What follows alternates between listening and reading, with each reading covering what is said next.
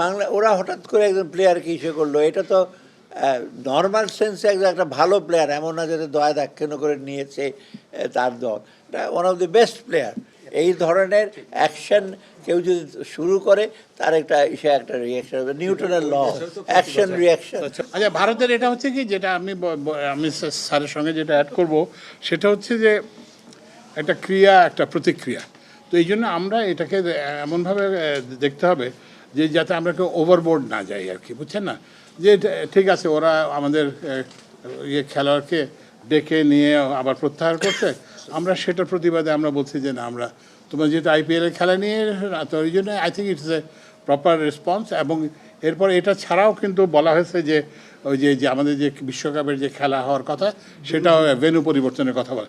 I think they our response have been robust and appropriate. এবং এটা কিন্তু দেখবেন, এটা কিন্তু ওদেরকেও ভাবাচ্ছে।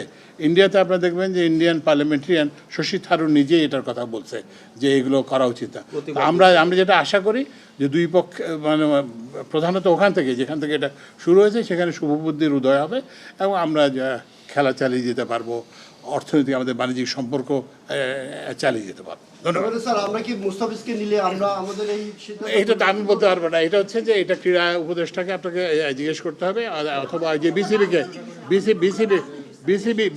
জিজ্ঞেস করবে। না, তোমরা শোনেন, এটা তো বাংলাদেশ থেকে কিন্তু কোনো কিছু করে না। বাংলাদেশ কোনো রিয়াক্টিভ কিছুই ওরা হঠাৎ করে একজন প্লেয়ারকে ইসে করলো, এটা তো নর্মাল সেন্সে একটা ভালো প্লেয়ার, এমন না যাতে দয়া দাক্ষিণ্য করে নিয়েছে তার দল। এটা one of the best player, সবাই স্বীকার করে, তারাও স্বীকার করে।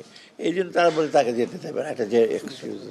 অতএব এইটা, হ্যাঁ, এবং বাংলাদেশের যে রেসপন্স এটা কমপ্লিটলি রোবাস এবং এইটাই অ্যাপ্রোপ্রিয়েট। এই ধরনের অ্যাকশন কেউ যদি শুরু করে তার একটা রিয়াকশন হবে, নিউটনের ল, অ্যাকশন রিয়াকশন। আপনার এটা কীভাবে, ওটা তো ঠিক হয় না। এবং ওই দেশের শুধু পার্লামেন্টের প্রতি অনেক জার্নালিস্ট আমি কালকে দেখলাম, তারা বলেছে যে আমাদের ক্রীড়া, যেটা আমি বললাম, ওটা তো অ্যাম্বাসেডর, একটা গুড উইলের ব্যাপার। সাহিত্যিক, কবি, এরা হলো তো সব আমাদের, শুধু পলিটিশিয়ানরা তো আর সম্পর্ক স্থাপন করে না।